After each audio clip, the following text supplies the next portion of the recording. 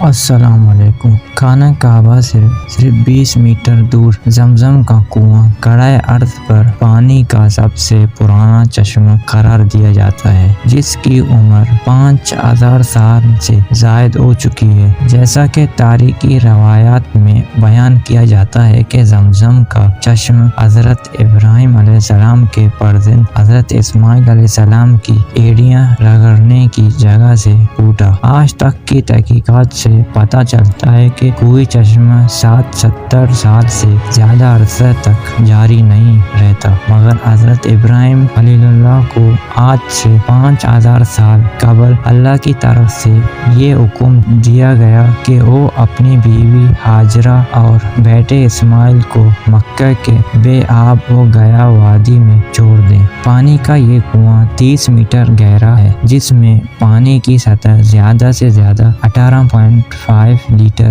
اور کم از کم 11 لیٹر بتائی جاتی ہے۔ جب حضرت ابراہیم اور حضرت اسماعیل علیہ السلام نے یہاں پر اللہ کے پہلے گھر کی بنیاد رکھی تو یہ چشمہ اس وقت موجود تھا۔ حرمین شریفین کے امور کے ماہر محی الدین ہاشمی کہتے ہیں کہ زمزم کا چشمہ اس وقت پھوٹا جب حضرت ابراہیم علیہ السلام نے حکم خداوندی کے تحت اپنی زوجہ ہاجرہ اور بیٹے اسماعیل کو مکہ مکرمہ کی اس چٹیل میدان وادی میں چھوڑنے کا حکم دیا۔ حضرت ہاجرہ کے پاس جب کھانا اور پانی ختم ہو گیا تو انہوں نے صفا اور مرہ کی پہاڑیوں کے درمیان پانی کی تلاش میں چکر لگانا شروع کر دیے۔ اس دوران حضرت جبریل امین تشریف لائے اور انہوں نے اللہ کے حکم سے حضرت اسماعیل علیہ السلام کی ایڑیوں کے نیچے سے پانی کا ایک چشمہ جاری کیا۔ حضرت ہاجرہ نے بچے کو اس چشمے سے پانی پلایا اور خود بھی پی کر پیاس بجھائی۔ زمزم کے پانی کے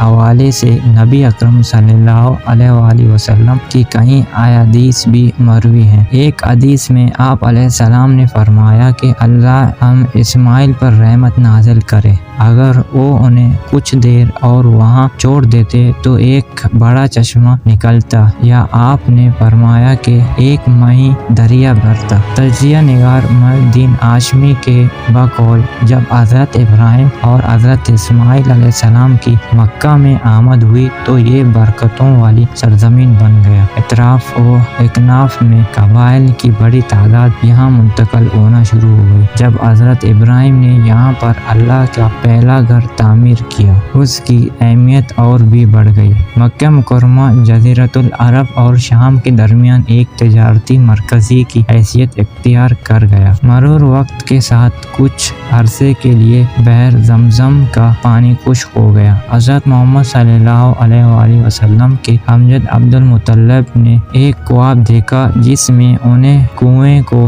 دوبارہ کھودنے کا حکم دیا گیا تھا۔ انہوں نے یہ کنواں دوبارہ کھودا اور پانی پھر نکل آیا۔ آج تک یہ چشمہ جاری ہے اور ہر سال حجاج کرام اور ہر روز عازمین عمرہ اس سے استفادہ کرتے ہیں۔ حجاج و معتمرین کے لیے السقایا اور الرفادہ کی ذمہ دار آل عبد المطلب ہی کے پاس ہے۔ محی الدین ہاشمی نے عربیہ.net سے بات کرتے ہوئے کہا کہ بحر زمزم میں پانی 3 مقامات سے آتا ہے۔ یہ پتہ چلا ہے کہ اس کنویں میں اجرا سود، جبل و ابو قیس اور المکبریہ کے ستموں سے جمع ہوتا ہے۔ زمزم کنویں کو محفوظ بنانے کے لیے اس کے ارد گرد ایک عمارت بنائی گئی ہے۔ مطاف کے سطح میں یہ کئی منزلہ عمارت ہے۔ کنویں کے اطراف میں ایک جالی بھی لگائی گئی ہے۔ اس کنویں کا ایک پرانا ڈول جس پر 1299 کی تاریخ تحریر ہے، حرمین شریفین عجائب گھر میں موجود ہے۔ سن 1377 میں مطاف کے توسیع کے لیے زمزم کی عمارت مسمار کر دی گئی تھی اور